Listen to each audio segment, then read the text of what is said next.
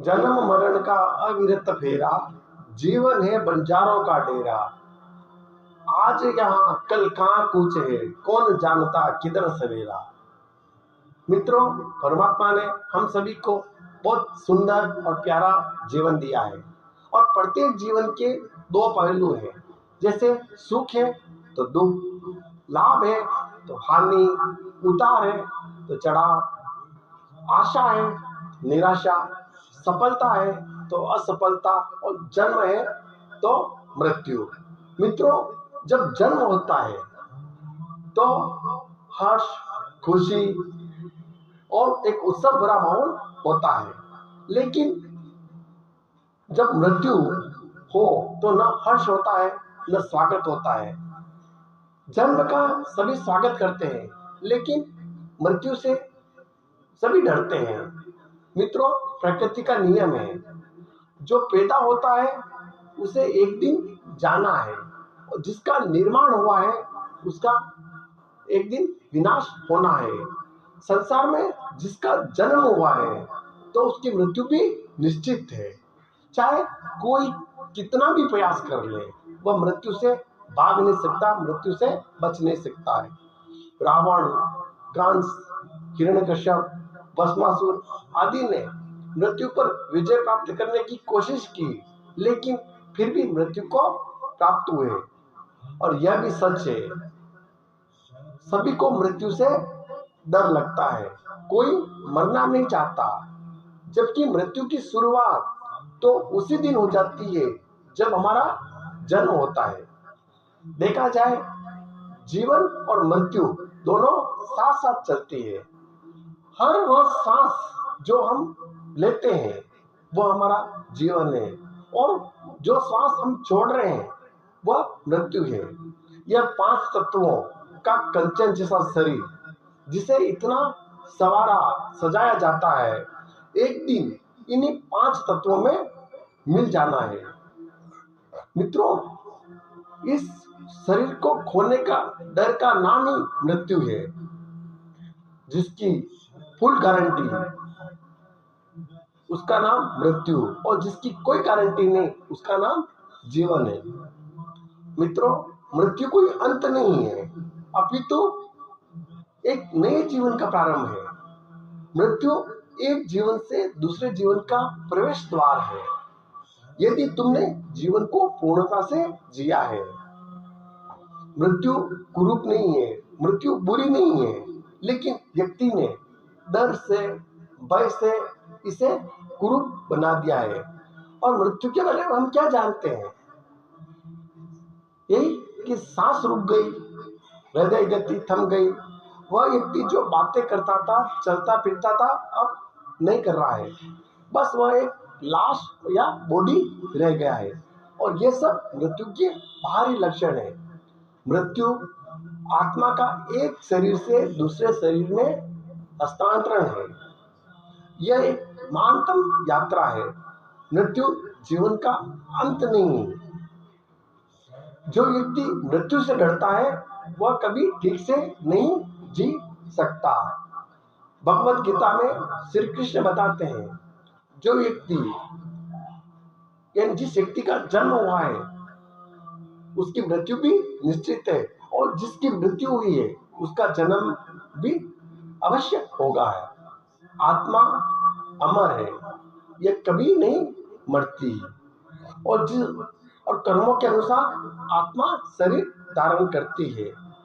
भगवान कृष्ण बताते हैं, अहम ब्रह्मास्मि, अर्थात मैं इस निराकार अजर अमर अविनाशी का अंश हूँ। मेरी मृत्यु नहीं हो सकती। मृत्यु तो देह की होती है, मृत्यु तो शरीर की होती है। यह तन और शरीर का सफर छोटा है, परंतु आत्मा का सफर लंबा है।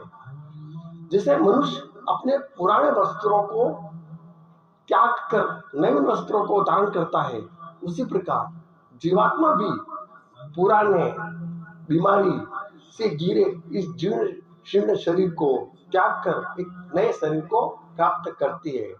इसीलिए जो व्यक्ति जानता है कि जीवन क्या है, जिसने जीवन को पूर्णता से जिया है, वह कभी मृत्यु से नहीं डरता है। वह मृत्यु का स्वागत करता है, आलिंगन करता है, अभिवादन करता है। और जिस व्यक्ति ने जीवन को नहीं जाना, जिसने जीवन को नहीं पहचाना और जिसने जीवन को नहीं जीना, उसके लिए मृत्यु शत्रु है, उसके लिए मृत्यु अभिशाप है। मृत्यु ना हो तो जीवन का कोई रहस्य न रहेगा। तुम्हारी मृत्यु बताएगी तुमने कैसा जीवन जिया है। मृत्यु जीवन की पराकाष्ठा है। किसी ने कहा है हमें मरने तक जीना है, हमें मरने तक जीना है और हम जीने के लिए मर रहे हैं। मित्रों, जापान, दक्षिणी कोरिया, बाली, चीन में कुछ संप्रदाय मृत्यु को उत्सव के रूप में मनाते हैं, इस उद्देश्य से कि आत्मा अपने घर जा रही है। जीवन के दो किनारे हैं, जन्म और मृत्यु। जन्म को उत्सव के रूप में मनाते हैं तो मृत्यु को भी उत्सव के रूप में मनाया जाना चाहिए। देखो ना, गणेश उत्सव या दुर्गा उत्सव जब जिसकी प्रतिमा स्थापित करते हैं तो कैसे करते हैं? बैंड बाजा के साथ, नाच गाने के साथ उत्सव मनाते हैं। एक नहीं मनाते हैं, पूरे पखवाड़े में पूजा करते हैं, उपासना करते हैं, आरती वंदन करते हैं। और फिर एक दिन जब विसर्जन यानी मृत्यु का समय आता है तब भी बड़े धूमधाम से नाच गाना बैंड बाजे के साथ विसर्जन करते हैं। करते हैं कि नहीं करते हैं? बिल्कुल करते हैं। यही घटनाक्रम जीवन का होना चाहिए। मित्रों, किसी ने पूछा क्या मृत्यु मोक्ष है? बिल्कुल नहीं। मृत्यु इस नश्वर शरीर से जुड़ी हुई है। मृत्यु जन्म मरण के 84 लाख योनियों का एक चक्र है। जब एक योनि का अंत होता है तब अगली योनि का चक्र प्रारंभ होता है। 84 लाख योनियां यानी हाथी, घोड़ा, कुत्ता, बिल्ली, गधा, कीड़े मकोड़े बनने के बाद ये दुर्लभ अमूल्य मानव जीवन मिला है। कहते हैं केवल मानव जन्म ही ऐसी योनि है जिससे मोक्ष की प्राप्ति संभव है। बाकी सब योनियां भोग योनियां हैं। इसीलिए कहते हैं दुर्लभ मानुष जन्म है, देह न बारंबार, तरुवर जो पत्ता जरे, बहुरी ने लागे डार। मित्रों, आज के आधुनिक युग में प्रतिदिन लाखों लोग जन्म ले रहे हैं और मर रहे हैं। इसलिए आप परमपिता परमेश्वर को धन्यवाद दो कि आप जिंदा हो। मित्रों, यह जीवन क्षणभंगुर है, पानी के बुलबुले के समान है। इसलिए इस जीवन का उद्देश्य क्या है? क्यों मिला है यह जीवन? अपने इस जीवन को हम किस प्रकार सार्थक और बहुमूल्य कर सकते हैं? किस प्रकार जीवन को परमार्थ में लगा सकते हैं? आदि पर चिंतन करना आज के जीवन दर्शन का उद्देश्य है। मित्रों, जो शेष बची है उसे विशेष बनाएंगे, अन्यथा अवशेष तो होना ही है।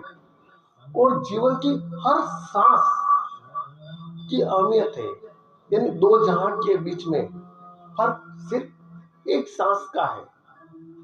सांस चल रही है तो इस लोक में है, और ये सांस रुक गई तो परलोक में है। इसलिए मित्रों, जिंदगी जबरदस्त है, इसे जबरदस्ती नहीं जबरदस्त तरीके से जिए। इन शब्दों के साथ आए हैं सो जाएंगे, राजा रंग का फकीर, एक सिंहासन चढ़ चले, एक बंधे जंजीर। और जब हम आए जगत में, जग हंसा हम रोए, करनी ऐसी कर चलो, हम हंसे जग रोए। इन्हीं शब्दों के साथ मैं भूपेंद्र कुमार रेगर, जय हिंद, जय भारत,